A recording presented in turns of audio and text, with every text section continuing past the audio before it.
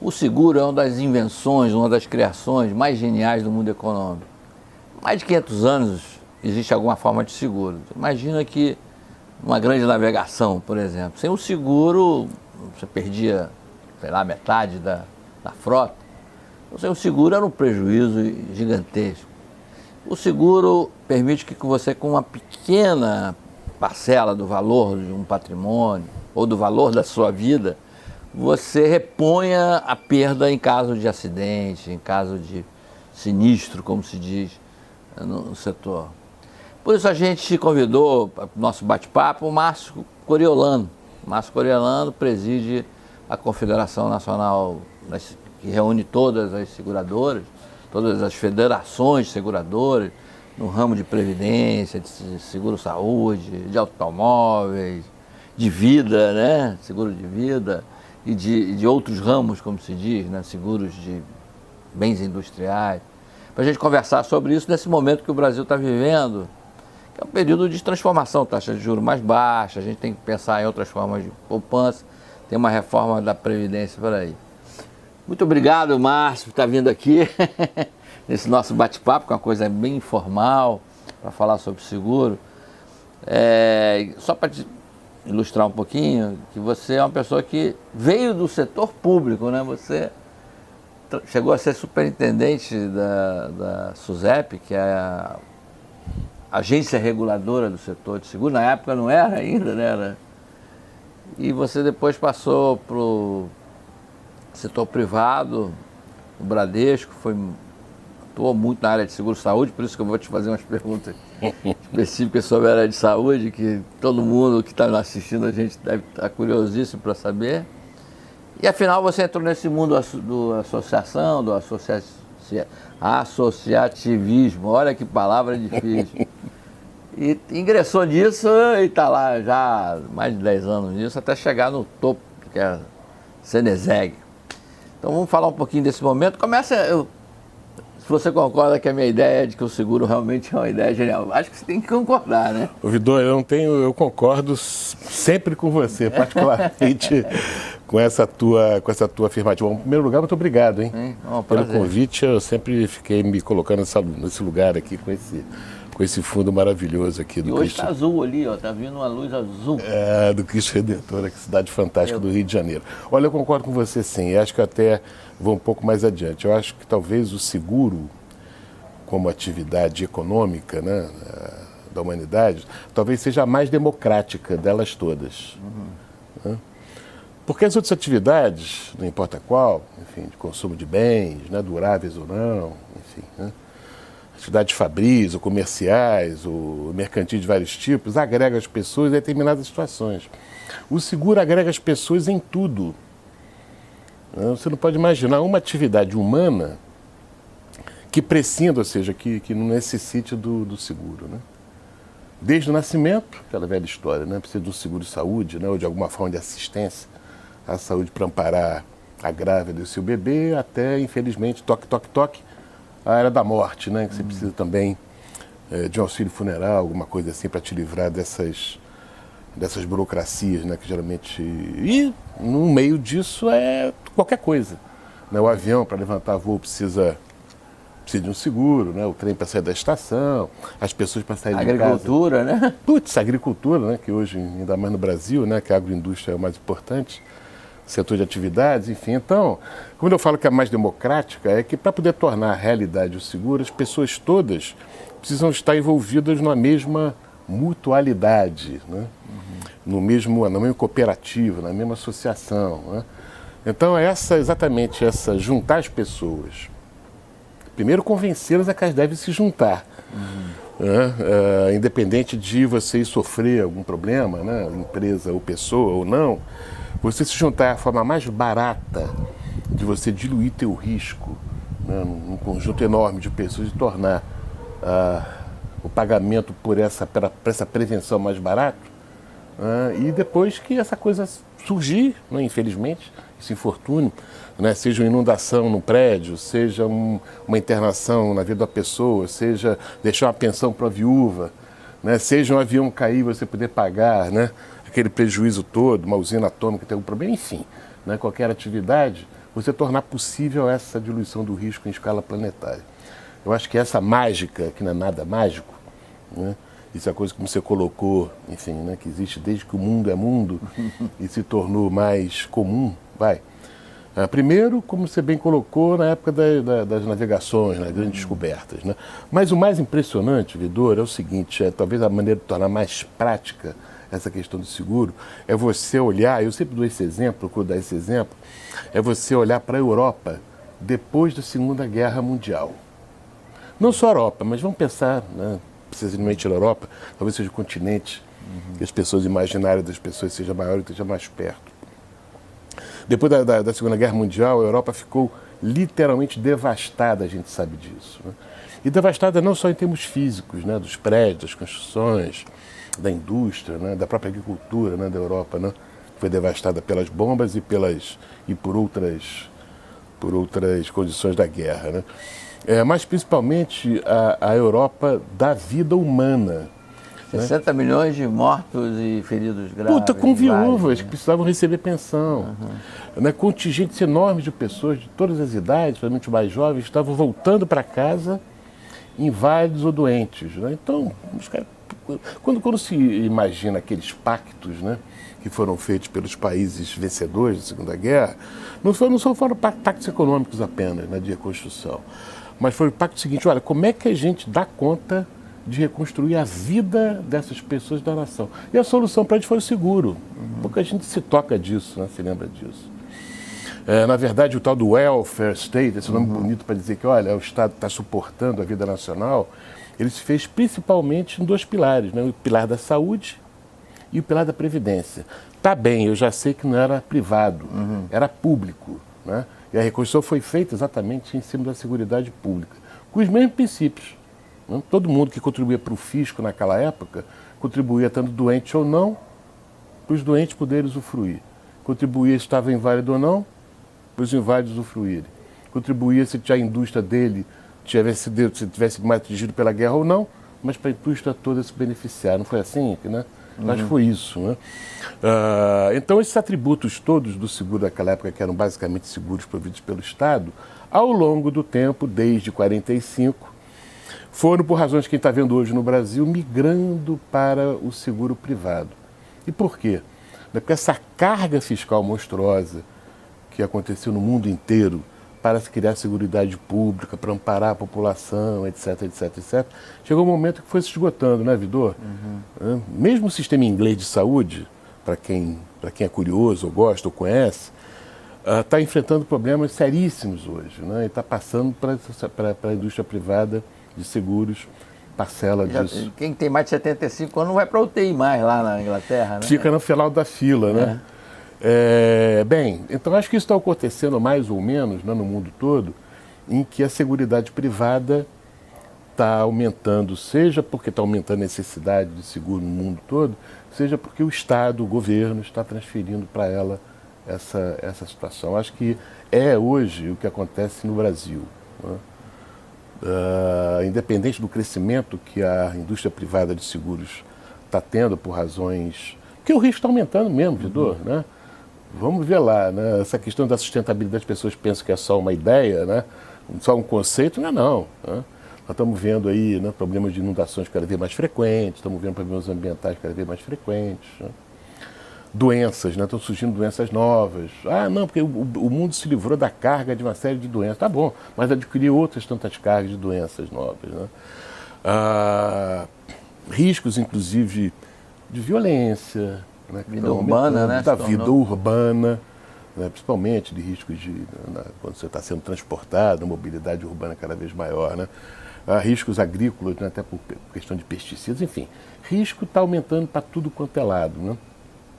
Então, a par do crescimento natural, né, do seguro, né, que tá acontecendo no Brasil, por força dessa nova carga de riscos e da maior consciência das pessoas também, depois eu te dou dados sobre isso, são bem legais, existe também essa pressão de desoneração, acho que esse é o ponto do seguro no Brasil, do governo, desoneração fiscal, transferindo aquilo que o governo dava de uma forma assim meio atabalhoada, vamos chamar assim, né, porque sem muito critério, agora planejado para ser transferido para o setor privado. Exemplo máximo, Previdência.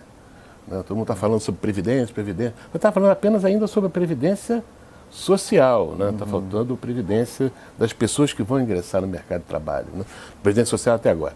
Está faltando ainda as pessoas que vão ingressar no mercado de trabalho, que sequer foi discutido, deve ser discutido a partir da emenda constitucional, com previsão de lei complementar para isso. Como é que você dá conta agora de pessoas que vão ingressar no mercado de trabalho, doravante, com a perspectiva de longevidade muito maior, e que vai precisar de pilar da capitalização, e que só quem consegue fazer a previdência privada de capitalização é o setor privado, e provou no mundo todo. Enfim, o outro pilar também que está acontecendo já, e que eu sei que você se interessa muito sobre esse assunto, que é a saúde suplementar.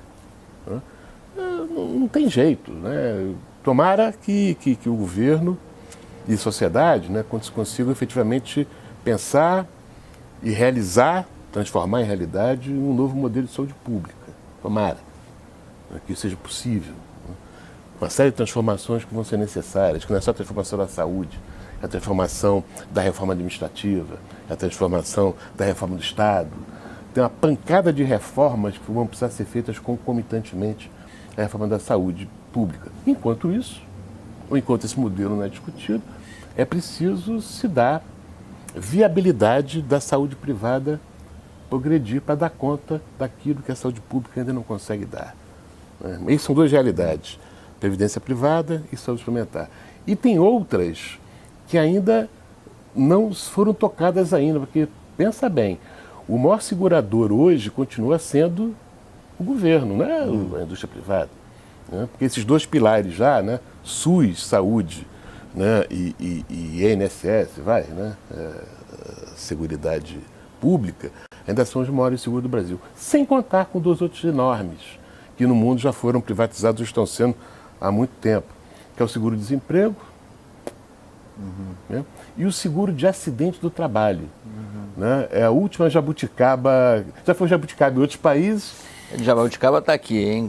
Então, linda, Linda. Foi sumindo, essa jabuticaba estrangeira, e foi ficando no Brasil, que é o seguro de acidente do trabalho. Todo mundo sabe que ninguém gosta, é uma coisa inacreditável.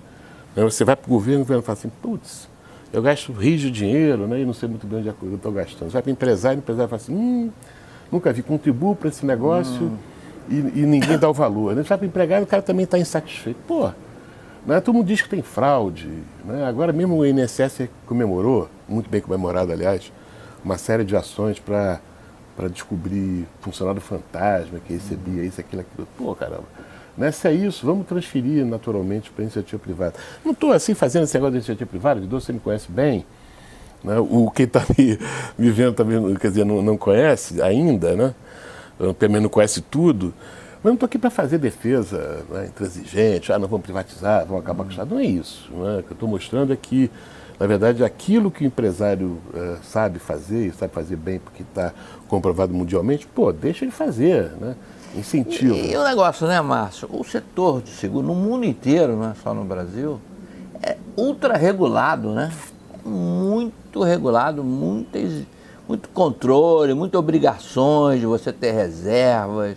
Quer dizer, você não pode criar uma seguradora assim do nada e sair do mercado vendendo seguro. Você tem que atender uma série de exigências de capital, de formação de reserva, o que você arrecada em prêmios, Esse setor, quando a gente paga, você paga um prêmio, essa terminologia do setor de seguro, eu acho muito engraçado. Caramba, tem que mudar, Pois é, mas a arrecadação dos prêmios, uma parte disso obrigatoriamente tem que virar reserva. Você não pode gastar no que quiser, não pode ficar aplicando na bolsa, não pode comprar terreno, E isso também faz com que você possa se apoiar um pouco nessa atividade. Estou certo? Obrigado, Vidor. Obrigado, É que você vai construindo uma linha de raciocínio e tem, não dá para separar para pegar as coisas no meio da estrada, Mas tem um ponto importante, que você comentou. Primeiro, a questão da regulação. E a gente repete... Você já foi regulador. Já fui, e a gente repete isso como mantra. De um lado, como regulador e de outro como regulado, né? Porque todo mundo reconhece que você está lidando, e me dá a ponte com a reserva, né, que você comentou, você está lidando com poupança popular e geralmente de longo prazo. Quando alguém põe um tostão, um centavo, um dólar, sei lá que moeda que for, para comprar o seguro, é aquele que vai oferecer para ele o serviço que ele contratou no lado do seguro, tem compromisso monumental. Vidor, que o cara deixou de botar essa moeda dele, né, para gastos correntes, né, para pagar condução, transporte, alimentação, etc. e tal, né? Muitas vezes uma coisa importante também como o aluguel, ou como a mensalidade da criança da escola, para colocar alguma coisa que tem a promessa de receber de longo prazo. Né? Vida, nem pensar, né, em alguma coisa diferente. Né? Você está colocando as moedinhas mensalmente lá para ter direito daqui a 10, 20 anos, 30, se tiver sorte. Né? Uma pensão para a viúva ou alguma coisa de invalidez para si, para os seus filhos e tal. Né? Uma poupança que está fazendo de longo prazo. Tem a faculdade, né? Para você usufruir desse negócio lá na frente. Né? Mesmo seguro de mais curto prazo, né? Mesmo como seguro residencial, né? E um seguro industrial, um seguro de uma planta qualquer da indústria, também é alguma coisa que pode acontecer daqui a muitos anos. Né? Então, pensa, está lidando com poupança popular, primeiro. Segundo, com a expectativa das pessoas, uma coisa muito sensível, né? Não é uma coisa qualquer, perdi meu carro, a geladeira, esqueci de fazer o seguro, não. Aquilo que você poupou a vida inteira significa a internação de um familiar, são coisas de uma sensibilidade, ou então, de novo, uma pensão para a viúva, né? Deixar algum dinheiro para os filhos e netos, no caso de ficar inválido, caramba, isso tem uma carga monetária. Não é por outra razão que é regulado no mundo todo, só por causa disso. Né? E não menos importante, é regulado no mundo todo também, porque as empresas que oferecem qualquer tipo de seguro devem permanecer no tempo, devem ser longevas, devem ficar aí até a eternidade, exatamente para você não frustrar aquele que comprou. Simples assim. Né? Então não é à toa que na Bessarábia, se é que existe, não sei o que foi quem herdou a Bessarada, né? Deve estar ali na aí Ucrânia, né? E tal. Enfim, em qualquer lugar do mundo, né, é estritamente regulado. Né?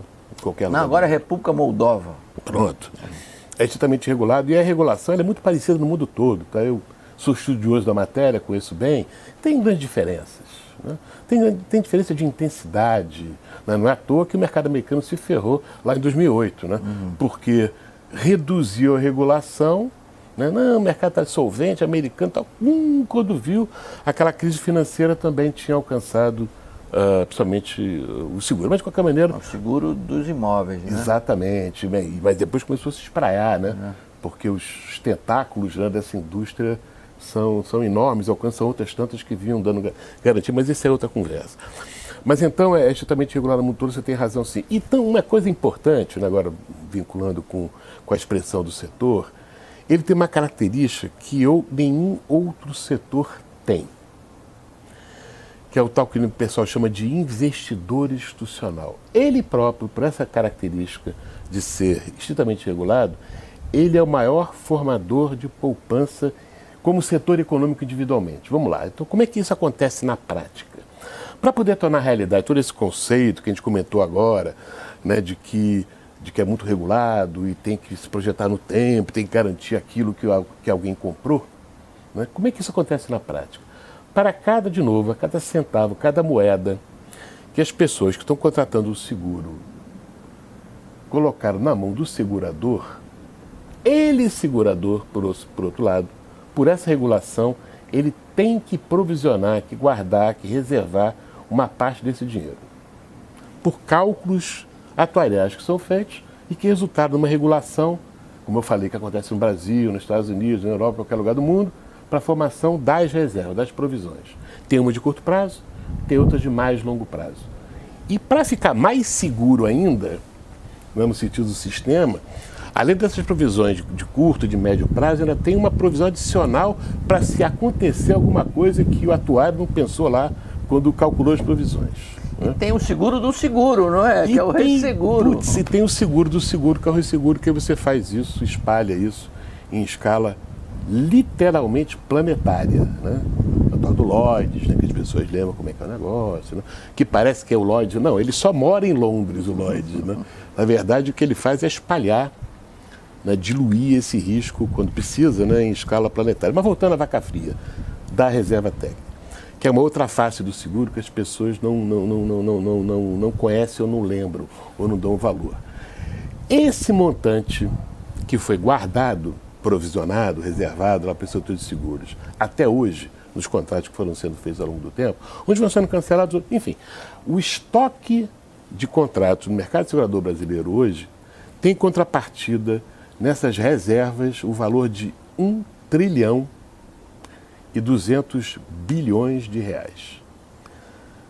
Desses 1,2 trilhão de reais, mais ou menos 950 bilhões são reservas calculadas para você ter mandatoriamente, tem que ter, né? Está lá calculado. E o restante, 250 bilhões de reais, são reservas livres, aquelas que o mercado segurador aporta exatamente como garantia suplementar do risco, né? Ou porque ele enxerga pelos seus cálculos, né, que ele deve também aportar para ficar ultra seguro, bacana, com relação a esse risco. Jorge Vidot, você conhece bem o mercado brasileiro, você conhece bem a economia, né? Isso corresponde hoje a 25%, mais ou menos, do total da dívida pública consolidada brasileira, de União, Estados e municípios. 25% é este treco aí, essas reservas todas enormes. Né? Que, na verdade, por seu lado, você sabe também, estão aplicadas, quer dizer, é como se fosse, essas reservas, elas servem exatamente para financiar, entre aspas, né, projetos de todas as naturezas. Por quê? Porque lá o Banco Central, que também atua no nosso sistema securitário, ele determina onde é que você pode aplicar o dinheiro para garantir liquidez, solvência, diversificação. Já até me esqueci quais são os atributos que você precisa ter, né, para as reservas técnicas. Né? Então o Banco Central diz, olha, os limites de aplicação. Então tem lá, título da dívida pública, a grande maioria, né? Você sabe disso. Mas tem título, não só título da dívida pública, tem título da dívida pública, tem ações também e tem imóveis. Né? Então, quer dizer, de novo, né, cada centavo, a cada pedaço de dinheiro, né, que é despendido no setor, ele não se resume só ao setor de seguros, né? Ele também está permeando aí o sistema econômico como um todo. É por isso que eu costumo dizer, as pessoas falam, pô, mano, não força a barra, né? Força. Se você projeta isso com esses atributos que a gente está enxergando hoje, né, de longevidade no mundo, de sustentabilidade, né, de você ter segurança que as gerações elas possam ter recursos hoje, né, para financiar gerações futuras, eu acho que o seguro tem que ser visto. Primeiro, ele tem que ser melhor enxergado como instrumento de política macroeconômica no país. Eu acho que não teve oportunidade nos últimos anos, eu estou testemunha disso. E segundo, o superintendente da SUSEP sempre tinha dificuldade de despachar com o ministro da Fazenda, o ministro da Economia. Né? Primeiro, o ministro da Economia recebia o presidente do Banco Central, né? Depois recebia a CVM e depois recebia a SUSEP. É natural, Vidot, né? Não é reclamação. Isso acho que é bom aprender, né, com essa história, para a gente ver como é que pode fazer a história de forma diferente. Né? É natural, porque, né, você também conhece esse negócio como ninguém. Né? Quer dizer, o sistema financeiro, ele é um vórtice monumental, né, que suga tudo em volta. Né? A gente sabe disso. Não só pela sua importância intrínseca, né, em escala mundial, como também um bocado de processo inflacionário no Brasil. As pessoas se acostumaram a ser economistas, mesmo não sendo. Né? Que tinham que cuidar, ser analista, desculpe, financeiro, mesmo não sendo. Porque tinha que cuidar primeiro, né, de cuidar da própria sobrevivência através da aplicação do seu dinheiro. E mesmo com a queda da inflação, esse negócio ficou até hoje. Né? Porque, de novo, né, o sistema financeiro está na crista da onda, porque agora é uma coisa de escala planetária, no diz respeito a cada nação. Né? Mas, voltando ao tema, eu acho que eu arrisco dizer, não apenas merece estar no centro das políticas macroeconômicas, para poder unir LE com CRE, né? LE é o curto prazo e CRE, né, é a projeção no longo prazo, como você estimula as pessoas a formar poupança nessa nova condição, mas até como ingrediente de um processo civilizatório. Eu acho que não é à toa, Vidor, que no Brasil a gente começa a perceber já uma mudança de mentalidade das pessoas com relação ao seguro. Eu vou te dar alguns dados assim muito impressionantes. Né? Quando as pessoas falam, é um fator cultural sim. Só que hoje a cultura mudou, porque as pessoas já estão muito mais conscientes, não tem mais aquele papo do consumidor, como é que é, hipossuficiente o tempo todo, né? É como se o consumidor fosse trouxa. Né? Eu me sinto até agredido quando diz que o consumidor é hipossuficiente, porque eu sou consumidor né? De outros produtos que não são seguros. Né? E hoje eu, como cidadão, enfim, né, eu sou muito mais exigente do que eu era no ano passado, que era 2 anos, há 5, há 10, assim por diante, assim também são todos, especialmente essa geração que fala, dá um nome, a beça para ela, Y, X, milênio e tal. Não importa, né? Quer dizer, é esse novo consumidor que está enxergando muito melhor, que ele pode fazer escolhas mais adequadas, né, mais vigorosas e mais importantes para a vida dele. Que não adianta fazer só propaganda, ou não adianta ficar só dando, não, estou ampliando meu canal para você. Você dá uns dados aí, eu quero saber esses dados. Eu vou te dizer. Então eu vou te dar logo. Né? Olha só, é até, de certa maneira, como é que chama? Contrafactual, né? Seguro, por exemplo, de residência. Né? É uma coisa que aumentou enormemente no passado recente. Né? O cara assim, poxa vida, né? As pessoas estão perdendo renda, né? Estão perdendo emprego, né? E tal, e estão comprando mais seguro e de residência. Eu acho que é absolutamente factual, não é contrafactual não. Porque é a situação do brasileiro, né, que está vendo, que está perdendo renda, né, que está perdendo emprego, que está vendo o bicho pegar. Não é? Mas não quer perder o seu principal patrimônio, Pronto. que é a casa. Esse é o sua ponto. Residência. E isso acontece também, Vidor, com seguros não apenas residenciais, né, da pessoa física, das famílias, como também de seguros, enfim, que se chamam de seguros patrimoniais, que tem a ver com o negócio das empresas. Da mesma forma, né, o cara que montou uma loja, uma pequena indústria, ou o que seja, não é, também não pode, né, sabe, né, qual o prejuízo que ele pode ter com alagamento, com a queda do raio, né, ou com incêndio, ou com roubo, ou com desastre, alguma coisa nesse sentido. Né? E o segundo, que esse talvez seja mais importante na projeção para o futuro, é o seguro de vida risco. Né? Não estou falando de grandes seguros muito sofisticados de acumulação, não. Ao contrário, isso até pagar um pouco a pena desse momento. Né? Mas eu seguro esse bem tradicional que cobre morte, invalidez e doença. Esse cresceu muito fortemente, de 2 dígitos a 3 anos. E é um seguro barato. Como eu já falo barato, atenção, para depois o pessoal não dizer que eu mordi a língua.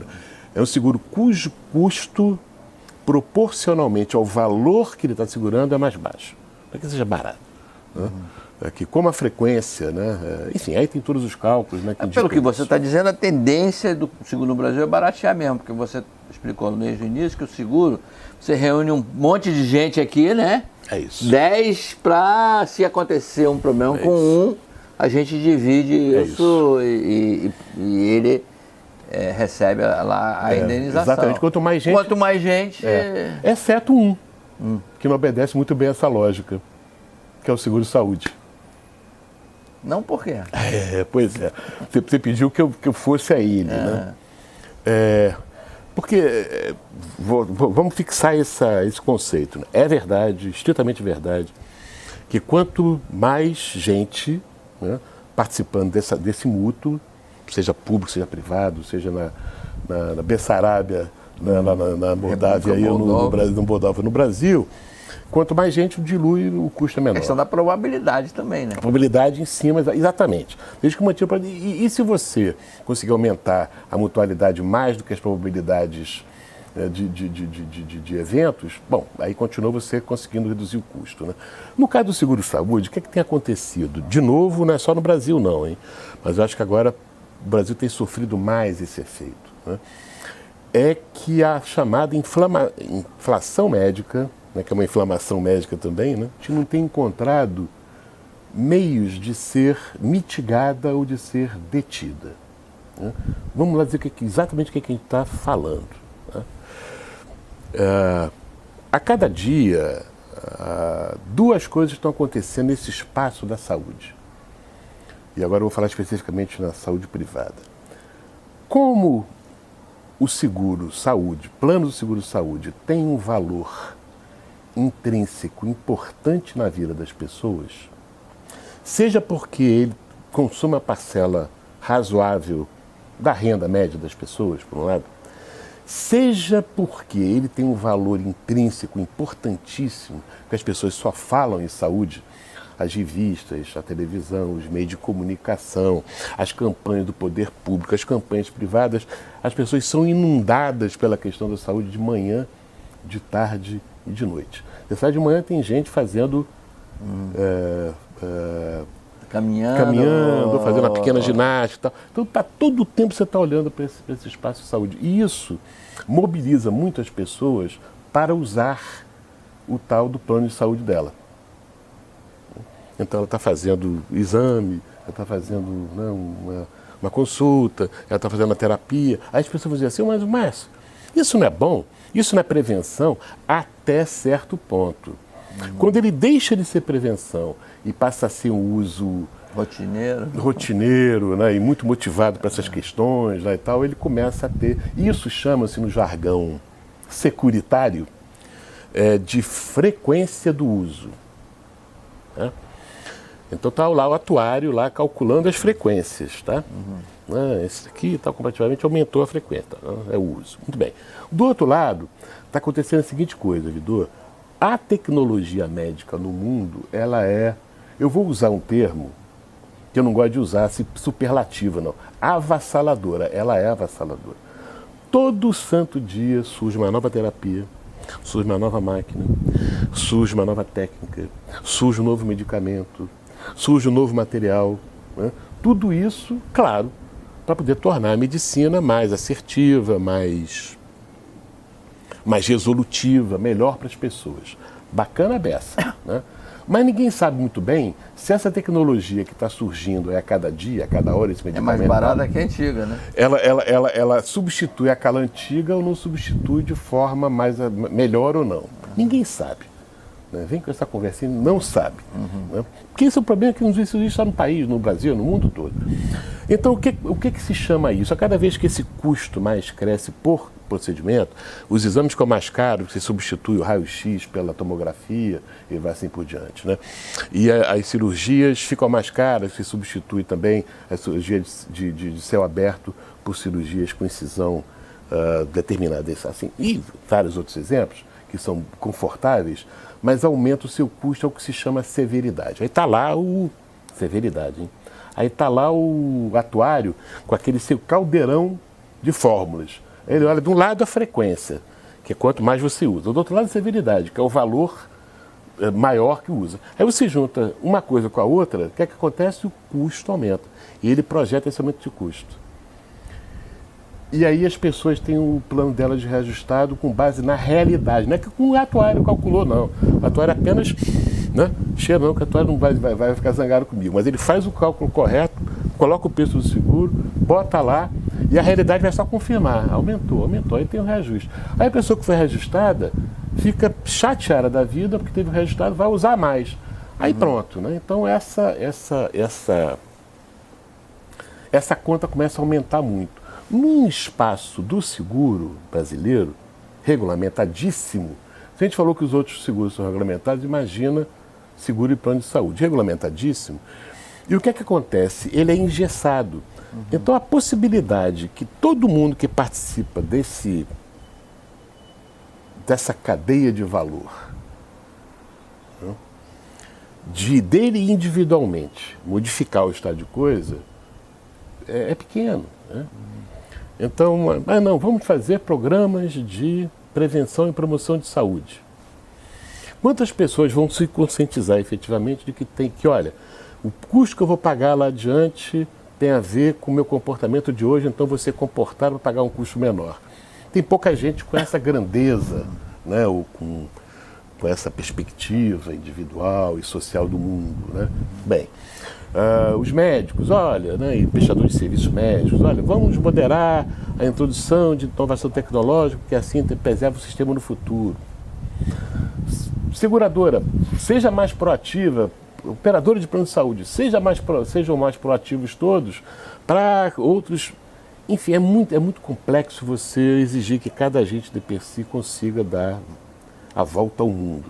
Então, a volta ao mundo, Vidor, está sendo pensada e discutida todo santo dia, né? Porque não é trivial você ter inflação médica de 2 dígitos num país com tudo dígito baixo agora de inflação e de taxa de juros, né? É um monumental desafio, pertence a todos. Isso é só no Brasil ou no Não, no mundo todo, no mundo todo. Só que no Brasil ele assume essa característica talvez muito peculiar de ser um país que você sabe, né? Vou ter que pegar lá do nosso amigo Marcelo Neri, né? De rendas médias, porra, né? Porque no mundo todo você tem uma certa, no mundo todo pelo menos, que eu digo capitalista que tem sistema privado, né? De saúde. São esses países, né, particularmente Estados Unidos, alguns países europeus, né, você tem a Oceania, né, e tal, Austrália, Nova Zelândia, que tem sistemas privados em que você tem uma base populacional com renda maior. E mais, você tem um sistema, aí que é o ponto. Você tem um sistema de regulação privada mais flexível. Nós temos um sistema de regulação do governo, que eu digo, que deixa muito pouca flexibilidade para a operadora de plano de saúde colocar produtos mais flexíveis que consigam também ajudar a inverter essa pirâmide. Vamos para, assim, Márcio, fala aí quais são alguns remédios. Não são muitos, né? Não tem bala de prata para isso. Né? É uma construção coletiva que o Brasil tem que colocar em mira, né? Eu acho que tem que ser dada a possibilidade de ter planos assim muito bem desenhados que digam o seguinte: olha, você só pode ir ao médico especialista depois de você ir no médico generalista. Isso existe no maior sistema, no melhor sistema, médico do planeta, um sistema público, um sistema inglês, é assim, né? Que foi adotado em vários outros países, né? Existem países em que você tem produtos que são de absoluta livre escolha, paga, você escolhe quem você quiser e paga, né? Mas você tem um plano aqui, que você contratou também, não vai recorrer ao judiciário não, né, que você tem que ir no médico generalista antes de você ir. Bom, e você também hierarquizar a sua rede de prestação de serviços médicos, tendo apenas aqueles que são mais resolutivos. Enfim, existem várias maneiras, né, que podem ser adotadas, de forma a você inverter essa espiral de inflação, você inverter o sentido dela, né, e a intensidade de forma a caber mais no bolso das pessoas. Só para colocar uma coisa também que eu sei que vocês devem, bom, mas por que isso o negócio já não é feito? Porque não existe um espaço na regulação que valide, que carimbe esse negócio. E o Brasil hoje, infelizmente, é o país da judicialização. Se você não tiver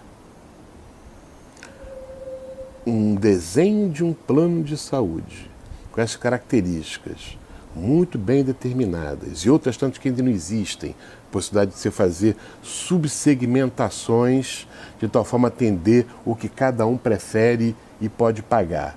E você não deixar isso muito claro no órgão regulador, não deixar isso muito claro no teu produto, não deixar isso muito claro na sociedade, qualquer coisa as pessoas vão conquistar no judiciário, porque criou-se esse clima, né? Então nós estamos tratando, estou colocando várias coisas nessa mesma panela, não sei se está ficando inteligível. Não, eu sei, a gente tem as próteses principalmente, né? Enfim, o plano, mas você não tinha essa cobertura. Mas custa R$10.000, então eu entro lá, pago e depois a justiça obriga o plano a pagar. Mas por isso, Márcio, é impressão apenas, ou é fato que as seguradoras hoje fogem do plano individual e se limitam ao plano empresarial, ao plano coletivo? Absoluta verdade. Agora, são duas coisas, né? Uma é porque ainda existe também aquela velha história de você examinar, você olhar para o mercado e falar assim, poxa, né? Cadê as grandes, né? Eu quero o melhor para mim, né? E as grandes não estão oferecendo. Pelo seguinte sentido, Vidor, quer dizer, ninguém vai para o cadafalso pelos seus próprios passos. Não, o cadafalso você tem que levar o sujeito, vai arrastar até lá, né? Ninguém bota a cabecinha ali na forca, né? E, na verdade, quer dizer, não se pode exigir que em qualquer atividade privada, tá? Não estou falando só de plano de saúde, não. Não se pode exigir, né, que o empresário, né, faça um negócio que ele sabe que o regulador está obrigando a ele a perder, né, ou colocando ele numa situação, né, que ele não sabe muito bem, né, como é que ele vai ele vai manejar. É um risco que talvez ele não possa assumir. Que não possa assumir, né? Então, e essa questão, né, tal negócio não é atual, né? Pelo menos, me lembro, pelo menos há mais 10 ou mais anos, né, que pelo menos as grandes operadoras de mercado de saúde privada não vêm oferecendo mais o plano individual, exatamente porque ele está sendo controlado, né, além dos instrumentos que o setor entende que possa ser estabelecido, né, possa ser cumprido. Tem outras tantas outras que estão oferecendo aí e tal, né, sistema cooperativista, oferece plano individual, vários sistemas associativistas, ou seja, de medicina de grupo, enfim, até grandes operadoras hoje têm oferecido. Mas, de qualquer maneira, fica aí isso, né, como é que pode, num espaço privado, né, o empresário ter receio de explorar uma determinada atividade por conta do esquema regulatório? Tem coisa errada. Né? Alguma coisa está errada aí, né? O cara ficar com medo, opa, não vou entrar não, né? Quer dizer, das duas uma, né? Ou ele efetivamente tem que deixar de oferecer mesmo, ou então a regulação tem que se adaptar para esse novo espaço. Tem um componente aí que é o envelhecimento da população brasileira. Claro. A gente tende a envelhecer e é da natureza. Eu digo que a partir dos 50 anos o teu corpo passa a querer te matar. Até os 50 ele te ajuda a viver, depois ele começa a querer te matar. Todo dia ele vai tramando para querer te matar, não é isso? Você tem que lutar contra o seu próprio corpo, que quer te matar. Mas ele cansou e disse assim, não quero mais esse negócio de ficar trabalhando aqui para você o tempo todo, não chega. Então agora eu vou querer te matar. Então é natural que a pessoa mais velha precisa de mais amparo médico, mais que faça exercício, que coma só arroz integral. Não tem jeito, é da natureza, né? E aí fica mais caro. Concordo, Vidor, mas posso dar um dado adicional para você? Assim, no conjunto da atividade, levando em conta inclusive como é que se calcula os preços, tá certo. Vou falar uma coisa para você. Não é esse o ponto central. Se fosse ponto central de atendimento aos idosos, né? Eu não posso dar o nome porque eu vou achar que estou fazendo propaganda, mas existem duas grandes operadoras de saúde que vendem um plano só para idoso. Só para idoso. É tal negócio, a seleção não é mais daquele tipo. Eu não aceito, até porque não pode, né? Eu não aceito pessoas acima de 60 anos de idade. Não, é o contrário. Eu não aceito pessoas de menos de 50 anos de idade. É mesmo? É mesmo. E aí você vai perguntar, mas qual é a lógica? Não é lógica. É porque essa operadora, ela centrou toda a sua expertise, seus esforços, seu conhecimento e sua rede de prestação de serviço em função disso. Então ela se dedicou a conhecer como o idoso se comporta, o que é que ele quer e quais são as melhores práticas médicas que podem dar conforto e atenção para ele dentro de um patamar de custos que faça sentido. Né? Então são dois grandes planos de saúde, né? É curioso isso, né? E parece que estão surgindo mais, né? Que dão conta de um tipo de atenção específica. Então eu estou lhe falando, não é que ele seja, eu não estou banalizando isso não, tá? Estou banalizando não, ao contrário, dizendo que é uma coisa tão importante, tem gente que está se voltando a fazer um negócio, esse é o nome, né, privado, para atender essa camada da população. Então, é só para te mostrar, Vidor, que isso é um conjunto, digamos assim, de situações em que aumenta a frequência, como eu estava te falando, e a severidade, o custo, e que atingem várias idades, né? Por vários fatores, certo? De comportamento social, entendeu? E também de como o prestador de serviço também já se adaptou, né, a servir a esse negócio. Mas para a gente ficar só na saúde, né, para não ser também como sistema financeiro, que é o vórtice das atenções de tudo, essa questão que você colocou dos idosos também vem preocupando e muito planos de seguros de vida, né? Especialmente aqueles, né, que prometem não apenas o prazo certo, né, com morte, invalidez, que todo mundo vai acontecer, mas também rendas, né? É uma coisa que eu sei também que todo mundo quer demais, né? Olha, eu quero produto do mercado, né? Não é que eu fique... Eu não preciso receber só se eu morrer, né? Pô, tá lá, né? Também eu posso ser, como é que chama, uma pessoa bem formada e tal, e vou em conta do que todo mundo quer, mas também eu quero aquilo para mim, né? Eu quero, olha, a partir de uma certa idade eu quero ter uma renda para curtir minha vida, né? Porque era uma coisa tão comum no Brasil, né? E também dependia muito, né? Você sabe, da taxa de juros, da previsibilidade, né? Eu acho que agora, em que os grandes fundamentos macroeconômicos tendem a se ancorar na palavra do Banco Central, no Conselho do Banco Central, em que você tem a perspectiva grande, né, de você ter taxa de inflação e de juros em patamares baixos e previsíveis, que os planos já começam... Isso começa a acontecer, tá, Vidor? É só ligar a antena, tá, pessoal? Liga a antena, porque no mercado de seguros já está, primeiro, mais competitivo. Isso era um ponto também que eu queria depois comentar contigo. Está mais competitivo do que sempre esteve, do que nunca esteve, aliás. E existem produtos novos no pedaço, já mais consistentes com esse momento da competitivo é economia importante. brasileira. A ideia é muito que o consumidor, não, o cliente tem, é que o seguro era vendido, principalmente nas agências bancárias, né? A gente te empurrava o seguro. Isso até foi ruim para o setor, viu? Eu sei. Porque se esse cara está me empurrando, isso não deve ser bom. Né? Faz o seguro aqui para eu bater minha meta e tal. Pô, aí você sabe que você tem que fazer uma média ali com o gerente, pode precisar dele, aí você faz o seguro assim, meio sem vontade. Quando deveria ser até o contrário, só tem um produto aqui excelente, né? Que se encaixa muito no teu perfil investidor. Aqui eu posso conversar com você 500 horas, mas a gente tem um limite. Deixa no ponto, assim, para depois eu vou abordar... Eu quero falar de previdência ainda, então... Porque eu escutei outro dia alguém comentar assim, né? Não, porque o setor de seguros ainda é muito concentrado, e deu um exemplo. Né? Há tantos anos que ele não sai do patamar disso, mais 120, 125 empresas. Deu isso como exemplo de concentração do setor. Bom, me permita divergir, como diz o outro. Né? Primeiro que eu não vejo, né? Primeiro ao contrário, primeiro que é concentrado no mundo todo e vai continuar assim. Precisam ser empresas fortes. Claro, você precisa de empresas fortes, e não é trivial você botar dinheiro na frente, né? Chamado capital mínimo, e depois colocar essas reservas, que hoje chegam a esse 1 trilhão e 200 bilhões. Não é fácil, não é simples, não é todo mundo que está disposto a fazer. Bem, esse é o primeiro ponto.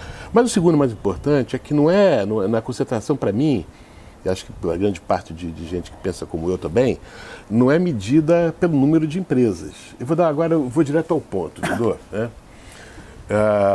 Já foi o tempo em que a parte superior do ranking de seguros era de, literalmente, 5 ou 6 empresas, chegava no máximo a 8, que tinham 80% de todo o mercado. Como era um sistema bancário, né? Como era um sistema bancário mais. O que aconteceu nesse período que pouca gente lembra, né? É o seguinte, é que como essa parte superior do ranking, né, ela tenha sido particionada em mais gente. O que surgiu nesse meio do caminho aí, pelo menos há uns 10 anos para cá? Tá? Primeiro, incrível que pareça, hein, Banco do Brasil, os bancos federais, Banco do Brasil e Caixa Econômica Federal não participavam, você lembra disso? Não participavam do mercado de seguros. Nem olhavam para ele. Criaram grandes seguradoras hoje. Criaram grandes seguradoras e mais. Além de terem criado grandes seguradoras, competindo no mesmo espaço que os bancos tinham, suas seguradoras estavam competindo, como mais, fizeram acordos com estrangeiras. Então acho que teve isso como uma grande mudança no espaço competitivo. Bancos federais assumiram um lugar importante no ranking, dividindo o espaço, ou seja, competindo, esse é o nome da palavra, né? com bancos privados e também se associando a empresas estrangeiras e nichos importantes do negócio. Número 2, várias empresas estrangeiras que já estavam no Brasil, que pessoas apostavam, não vão aumentar, aumentaram grandemente o espaço. Como são muitas, eu posso até dizer o nome delas, tá? A HDI, por exemplo, que é uma empresa alemã, a Tokyo Marine, né? Prudential, né? A Prudential, enfim, né? Tem outras. Então, agora vamos criticar, porque a Allianz, que agora comprou, inclusive, a carteira de uma grande companhia. A AXA francesa. A Zurich, a AXA francesa, caramba. Todos os americanos que achavam, todos os estrangeiros que achavam que não viria para o espaço brasileiro vieram e estão aí batalhando. Agora, não menos importante, Vidor, é o seguinte, é que isso implicou também em mudança competitiva de lugar, de seguros que estão vendendo, especializando o mercado. Então, não apenas essa base superior, né, se espalhou mais, como também ela mudou de perfil, porque a competição em ramos determinados ficou mais acirrada. E tem um quarto ponto para liquidar o assunto de que se tem que olhar apenas o número de seguradoras. São os acordos operacionais que são feitos por entidades bancárias abrindo seus balcões para seguradoras que não são do próprio grupo. Coisa que a pessoa fala assim, meu Deus, para pensar, isso era inimaginável. Mas isso é uma tendência até do sistema bancário. Hoje ele não oferece mais os fundos só dele. Ele sabe que ele tem que atrair o cliente, então ele sabe que tem um fundo ali que está rendendo bem. Ele oferece esse produto, ganha lá um dinheirinho, isso. Claro. Isso chama-se competição, né, Vidor? Em função dessa maior competição e também de ampliação desses novos produtos, eu queria te perguntar isso, para a gente entrar na fase final do nosso bate-papo aqui.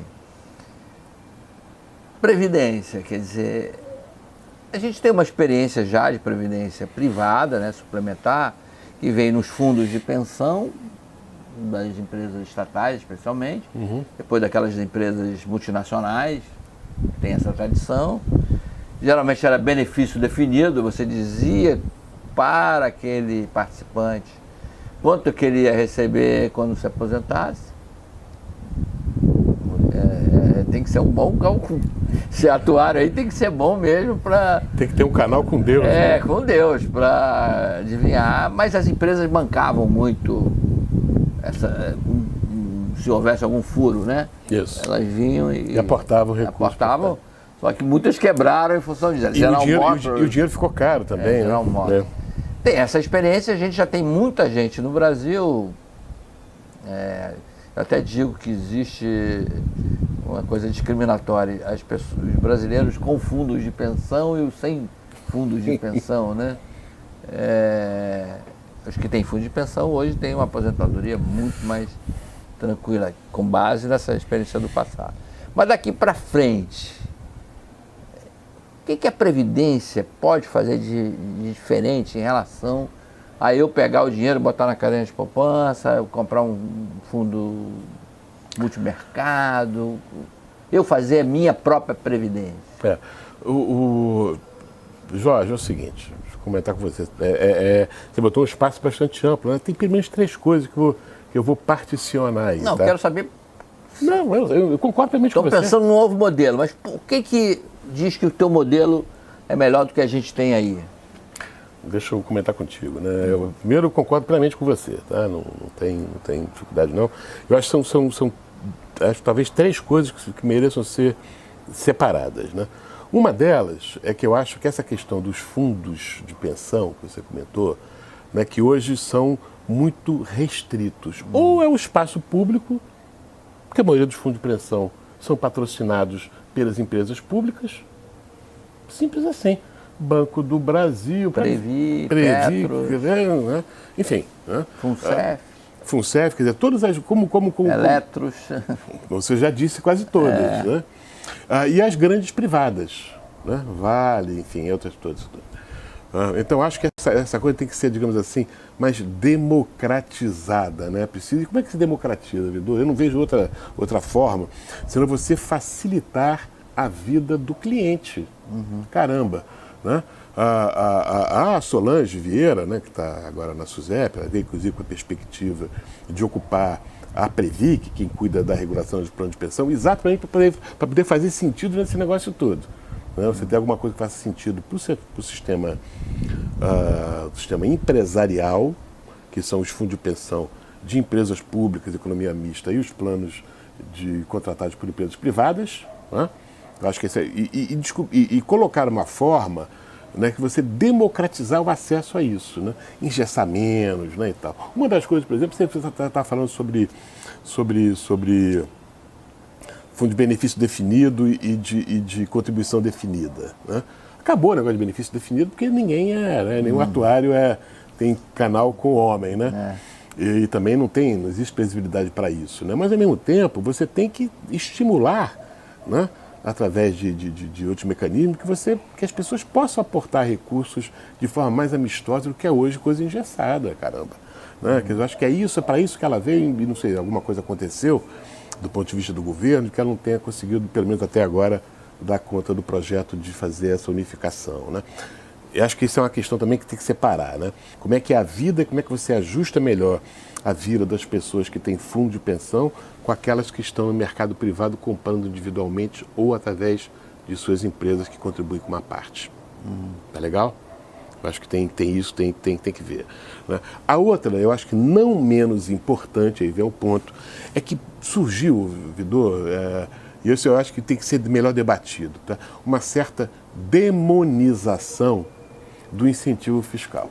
Agora, tudo que tem incentivo fiscal, precisamos ver, hein? Olha lá e tal, né? E o que eu estou falando especificamente? Estou falando do VGBL, do PGBL, que é a matriz, né, dos planos de previdência privados normais, de A a Z, desde que seja por acumulação. Concorda comigo? Né?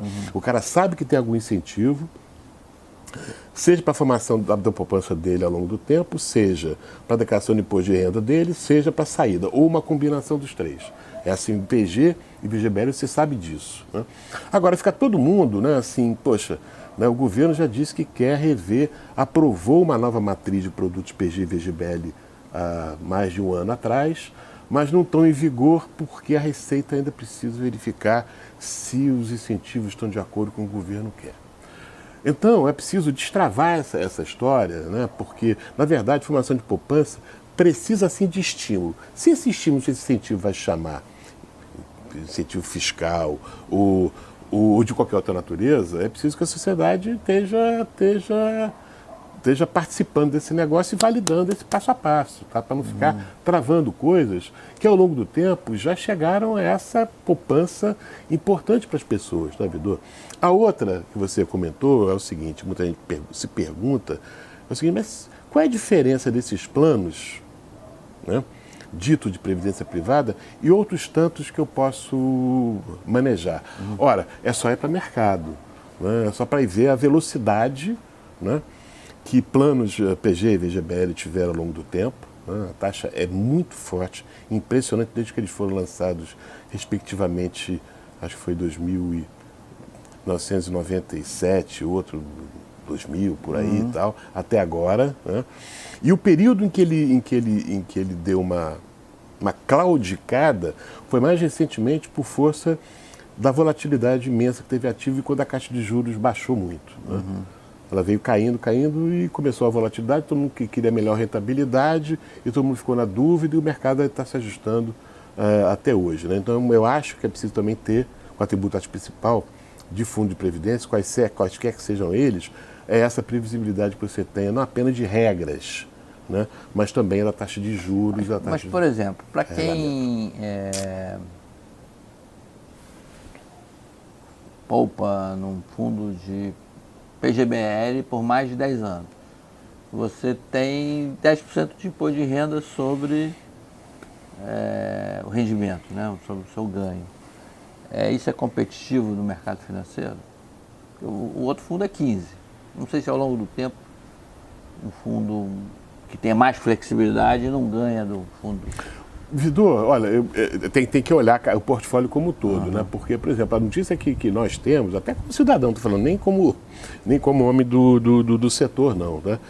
é que as taxas de carregamento, né, a melhor coisa do mundo é a concorrência, né, Jorge? As taxas de carregamento, despencaram, né? Porque nesse momento de maior visibilidade, inclusive da rentabilidade, pela parcela menor da taxa de juros, olha para tudo. A primeira coisa que ele olhou foi a taxa de carregamento. Quanto é que estão me cobrando, né, por linha de negócio e tal.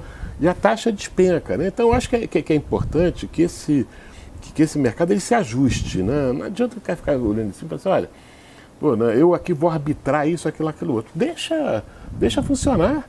Né? O tempo já disse da brutal acumulação que teve de recursos para isso. Né? E o tempo vai dizer também, né, da forma de acumulação. Não é à toa que o setor de planos de previdência privada está sob o holofote, né, por conta da reforma da Previdência como um todo. Porque a gente está falando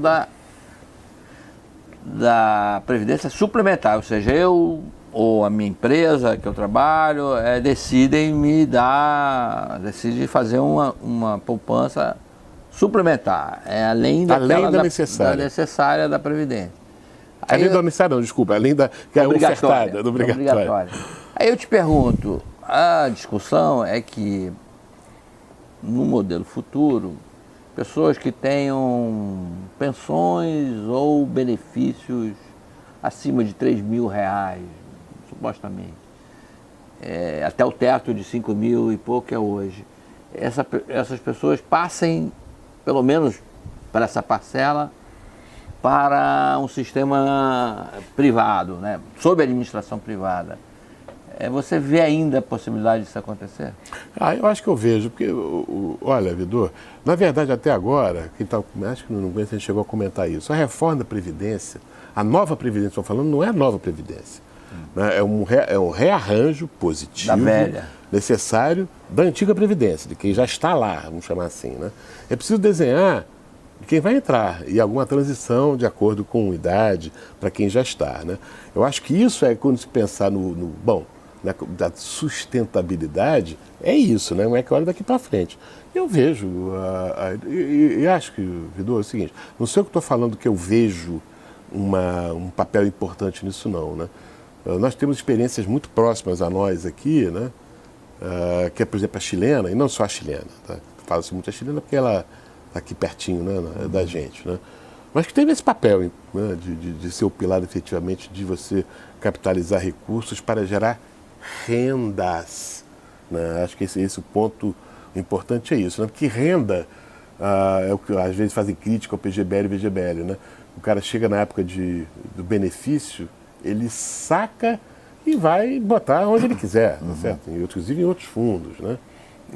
Tem muito fator cultural nesse negócio, né? Tem uma pancada de coisa nisso, Vidor, que a gente vai atrapalhar muito a cabeça nossa, inclusive, para pensando nisso. Né?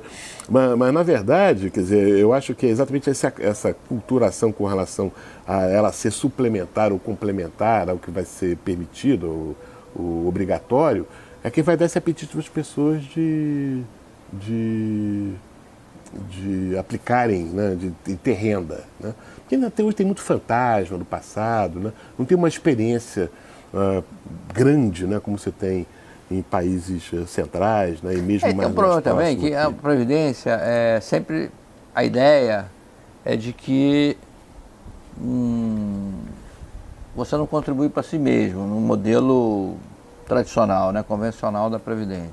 Você contribui para terceiros, né? E alguém vai ter que contribuir para você. Quando você desloca esse cara que está entrando no mercado de trabalho, né? Ele vai receber isso daqui a 50 anos, sei lá, 40 anos. Ele deixa de financiar o que está se aposentando. Ele está financiando a ele mesmo. Né? Ele passa a financiar ele mesmo. Mas mesmo. Fica um buraco no caminho, né? Como quem financia. Mas aí tem a história da pirâmide brasileira, né? Então a previdência, na verdade, social, né? Não apenas para quem está, né? Para quem vai ficar, é que ela tem aqueles lei a palavra anglicismo, né? Mas tem aqueles os pilares, né? Que na verdade são partes, né? Até você preencher a complementar, né? Eu acho que o que é essa garantia e quem vai garantir, né? A parte básica todo mundo já sabe, tem que ser através de financiamento público e de e de contribuição de todos para formar esse pilar, né? Que é de repartição simples verdadeira. Isso aí meio que está... Tá pactuado, né? O segundo, né, que você tem uma parte de contribuição voluntária e ainda uma parte que é a contribuição que deve vir de alguma fonte pública, como por exemplo a FGTS, né, caso ele não suma. E a terceira que é verdadeira, que é essa que é, até onde você quiser, meu amigo, né? Up to you, é com você, né?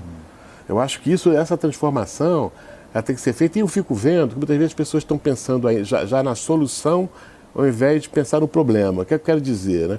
O governo está pensando, olha, se tiver capitalização, pode ficar tranquilo que não vai ser só os seguros, as seguradoras que vão oferecer não, hein?